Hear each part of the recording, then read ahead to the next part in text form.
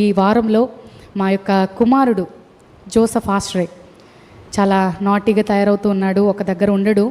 అయితే వారి daddy 3 weeks నుంచి లేరు కదా, చాలా మిస్ అవుతున్నారేమో అని చెప్పి మరి నా కుమార్తెను పిలుచుకున్నాను దగ్గరికి.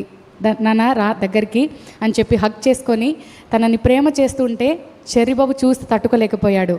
అక్కను కాదు నన్ను ప్రేమ చేయని దగ్గరకు వచ్చాడు. వారిద్దరు నెట్టుకుంటున్నారు నేను అని. ఆ సమయంలో మరి ఎలా జారాడో నా మీద ఇలాగా నన్ను హగ్ చేసుకోవాలని వచ్చిన బిడ్డ కాస్త వెనక్కి జారిపోయి పడేసరికి వెనకాలే టీపాయ్ ఉందండి, గ్లాస్ది. అది షార్ప్గా ఉన్నాయి కార్నర్స్. నిజంగా ఆ టీపాయ్ తగిలింది, చాలా పెద్ద సౌండ్ అయింది. టీపాయ్ అల్లంత దూరం జరిగిపోయింది. ఒక్కసారిగా సైలెంట్ అయిపోయాడు, ఏం మాట్లాడట్లేదు. అలాగ బిగబట్టేసుకొని ఏడుపు వస్తుందో తెలీదు, నొప్పి పడుతున్నాడో తెలియట్లేదు. వెంటనే బిడ్డను తీసుకొని నా యొక్క మరి ఎత్తుకొని లేదంటే నా ఒడిలోనికి తీసుకొని ప్రార్థన చేశాను, తల మీద చేయిపెట్టి. ప్రియ దేవుని బిడ్డలారా, అడిగాను నొప్పి వస్తుందా నాన్న అంటే, వస్తుంది కానీ నేను చాలా ఓర్చుకుంటున్నానని చెప్పాడు. చెప్పగానే మరి స్వెల్ అయింది, చాలా వేడిగా తగులుతుంది, ఏమన్నా బ్లడ్ ఉందేమో అని చూశాను. చేతులకి బ్లడ్ ఏం తగలలేదు, కానీ అక్కడ నర్వ్ ఏదైనా స్వెల్ అయి ఉంటుంది అనుకున్నాను. అయితే ఎందుకైనా మంచిది అని చెప్పి మరి నెక్స్ట్ డే ఆ రోజు ఇంకా వద్దంటే హాస్పిటల్కి వెళ్ళమంటే వస్తలు వద్దని ఏడుస్తున్నాడు.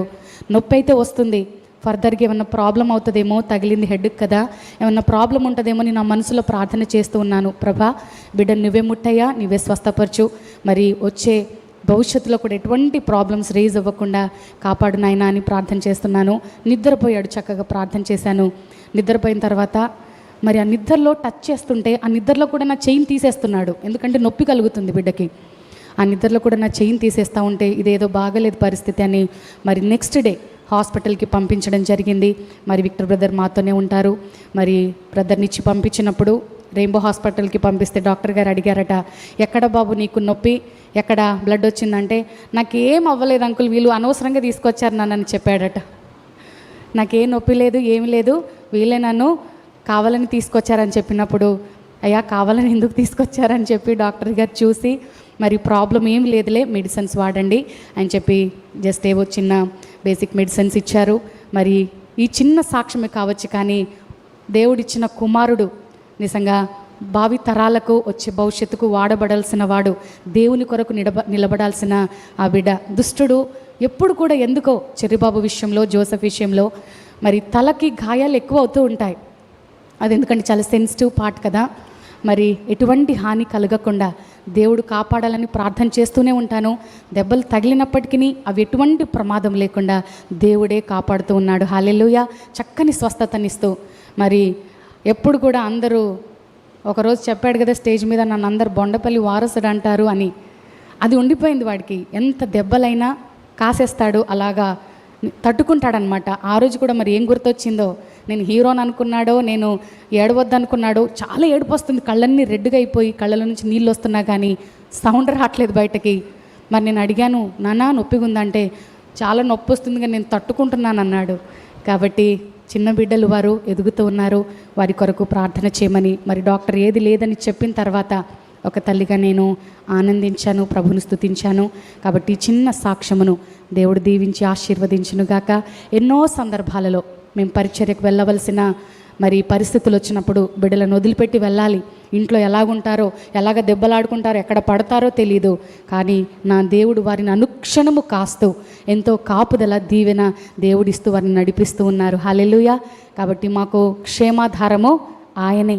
ఒకానొక సందర్భంలో మా కుమార్తె శ్రేష్ఠ జాయ్స్ అండి 104 ఫీవర్తో షివర్ అవుతూ ఉంది, వణుకుతూ ఉంది. ఆ సమయంలో మేము ఒక ప్రాంతానికి ప్రార్థనకు వెళ్ళాలి. నేను అన్నాను దేవుని సేవకునితో, పాల్గారు నేను ఉండిపోతానండి, బిడ్డకు బాగోలేదు, మరి మీరు వెళ్ళిరండి అంటే, పాల్గారు ఏమన్నారంటే, నేను ప్రామిస్ చేశాను ఇద్దరం వస్తామని, ఖచ్చితంగా వెళ్ళాల్సిందే, బిడ్డదేముంది ఇంట్లో ఉంటుంది, మనం దేవుని పని చేస్తే మన పని దేవుడు చేస్తాడని మొండిగా చెప్పేశారు ఆ మాటని. ఇంకా నేను కాదనలేకపోయాను. అంత జ్వరంతో ఉన్న బిడ్డను వదిలేసి ప్రార్థనకు వెళ్ళామండి. నిజంగా మీరు నమ్మరు, నేను అక్కడ ఉన్నాను, కానీ ఒక తల్లిగా నా మనసంతా బిడ్డ మీద ఉంది. షివర్ అవుతూ ఉంది, మూలుగుతూ ఉంది, అంత జ్వరంతో, టెంపరేచర్తో. ప్రభా నీవే కాపాడయ్యా, నీవే స్వస్థత ఇవ్వి, నేను మీ పనిలో ఉన్నాం మేము, కాబట్టి మా యందు దయ తలచి ప్రభా బిడ్డకు స్వస్థతనివ్వని ప్రార్థన చేస్తూనే ఉన్నాను మనసులో అక్కడ ఉన్నా. కానీ ఇంటికి తిరిగి వచ్చేలోపు ఆ టెంపరేచర్స్ అన్నీ తగ్గిపోయాయండి. చల్లబడింది, వాళ్ళంతా చక్కగా ఆడుకుంటుంది మేము లోపలికి వచ్చేసరికి. హల్లెలూయా. దేవుడు ఎన్నో అద్భుత కార్యాలు ఇటువంటివి చేస్తూనే ఉన్నారు. అందును బట్టి ప్రభువును స్తుతిస్తూ ఉన్నాను. కాబట్టి దేవుని కృపలో మనం ముందుకు కొనసాగడం అనేది చాలా అవసరము. దేవుని కాపుదల మనకు చాలా అవసరమై ఉన్నది. కాబట్టి అనునిత్యము మనం మన బిడ్డల కొరకు, కుటుంబం కొరకు ప్రార్థన చేసే బిడ్డలముగా మనం ఉండాలి. ఆ ప్రార్థనే వారికి ఒక కంచెగా, ఆ ప్రార్థనే వారికి ఒక కేడముగా ఉంటుంది. హల్లెలూయా.